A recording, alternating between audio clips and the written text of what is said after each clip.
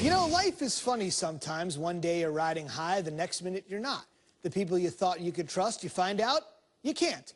And our next guest had it all until he didn't, though he turned it around thanks to, of all things, bodybuilding. Yes, shaping his body, which in turn shaped his mind, and that led to a reshaping of a brand new life in one of the more inspirational stories we've run across in some time. And let's have the man at the center of it all tell us how it all went down. A pleasure tonight to say hello to Rocky Detwiler. We're going to get into his story right now. First things first, sir.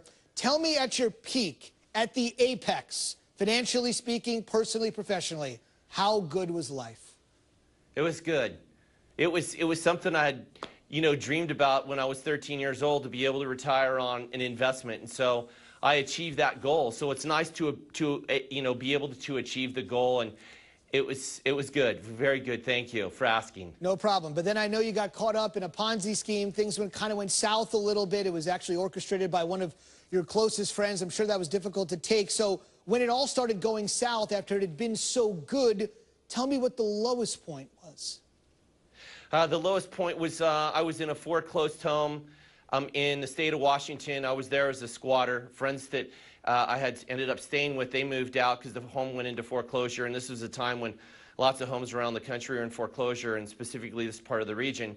And I have no place to go, so I was virtually homeless and ended up just staying in this home, and was there for a total of a year. But I was there for at this 6-month period, and it was dark, and I was lonely, and all of the pain kind of came crashing down, if you will. I was lonely. I was frustrated. I was confused. I felt betrayed and depressed, and my self-image was all-time low. My self-confidence was at an all-time low. I was depressed, and I was suicidal. Like, how do I end all of this? So it was looking in the mirror that one day, and it was that defining moment where I needed to make a decision to live and not die. And I just thank God he was in my life, or I would not be alive today. And I decided that I was going to make a difference in the world, and I started changing what I was thinking about. I started focusing on the power of words, and once I started going down that direction, my entire life started to change. When you're in that moment where Yes. you feel like, in your words, suicidal, when it's that desperate, how can you Yes. possibly even think about turning it? How does that happen? It happens by a thought. And that's actually an excellent question.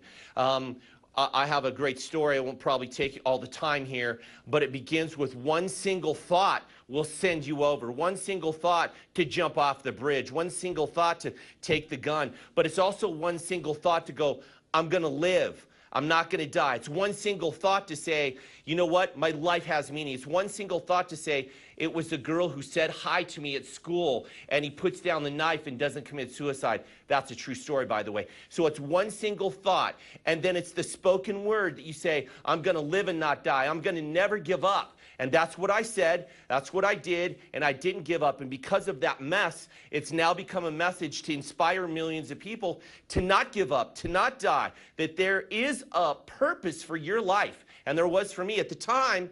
Zubin, I didn't think that there was. I was just like, man, when you're at that place and you're desperate and you're in depression and you have suicidal thoughts, if you can just switch the switch just a little bit, and you can think, there's a reason for me to live. I do have potential. My life does have meaning. I do have a purpose. I am needed in this world.